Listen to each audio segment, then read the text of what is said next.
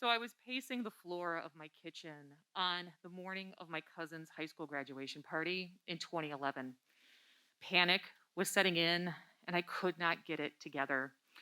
For 6 years, I had taught at the school he was now graduating from, but I had enough and quit on the second day of his senior year. 9 months later, I was worried about how many of his classmates, some of my former students, would be there to celebrate. I was 33 and had yet to learn proper coping tools, so I opted my usual choice of self medicating, this time with my dog's new Xanax prescription.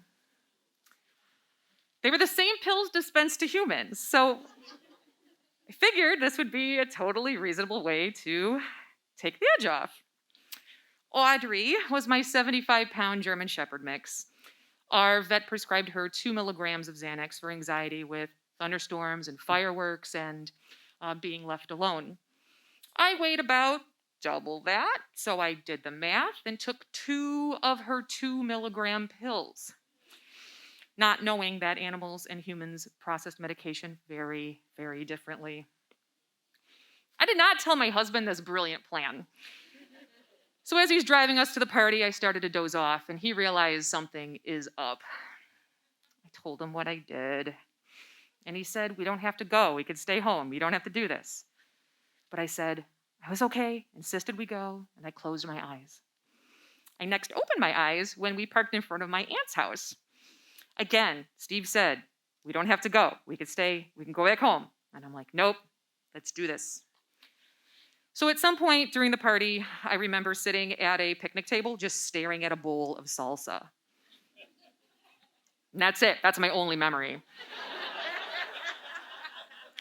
Hours later, I woke up, somehow safe back at home, on my couch, and my parents were there, freaking out. "Why'd you go and pull a bonehead stunt like that? We were about to take you to the ER and have your stomach pumped." "What? No, Dad, I'm okay. What happened?" Mom refreshed my memory. "You took the dog Xanax. You were out of it all day. What were you thinking?" Yeah, I could not answer that. I usually get pretty stressed out in big social functions, and I always drink too much.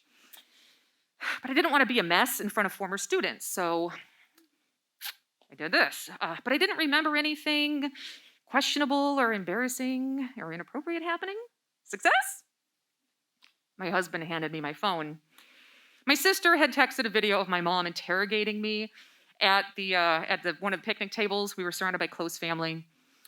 My dad always says we put the fun in dysfunction, so they did not miss the opportunity to mess with me while I was in a benzo fog. Mom threw me softball questions. "How long have you been married? What are your dogs' names?" I answered slowly, quietly, and slurred. "Speak up and use your words. You're an English teacher." I tried to defend myself. "I took the dog's Xanax." "The dog? You want a milk bone?"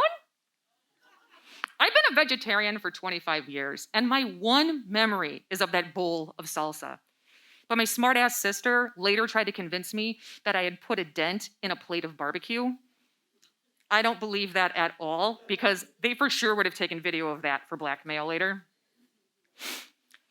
Next, my husband had texted a picture after I somehow moved into my aunt's house. I'm sitting on the couch, propped up with pillows, and my head is tilted back on my limp neck, and my mouth is wide open. And my loving husband is standing over me with another pillow over my face, pretending to smother me. Oh, they weren't the only ones who needed to document my situation that day. I was somehow functional enough to take a series of selfies from the least flattering angle. Normally, I like to shoot down for a slimming cheekbone and bright open eyes. But these are taken from my lap as I sat in the car as Steve drove us home. My eyes are half closed and my cheeks and chins are rippled into a blob. Normally, I would have deleted such unflattering pictures, but I've always kept these to remind me of this terrible decision that very easily could have turned into an after-school special, warning of the dangers of taking your dog's medication. But as the cloud lifted from my brain, I put my phone down and I asked my husband what really happened. I don't remember any of this. He assured me that I had been fine, and I didn't interact with anybody under 30. I had just been really quiet, especially for me. Normally, I would have polished off a bottle or two of Chardonnay and been the loudest one there. I later learned that the 4 milligrams of Xanax I took were about 8 times the normal dose of someone with typical anxiety. So, thanks to years of therapy, I learned actual coping skills and I realized I had a problem. I stopped taking my dog's medication after this incident, and I officially quit drinking 4 years ago. Thank you. Thank you so much. Let's give it up for Lauren Callahan!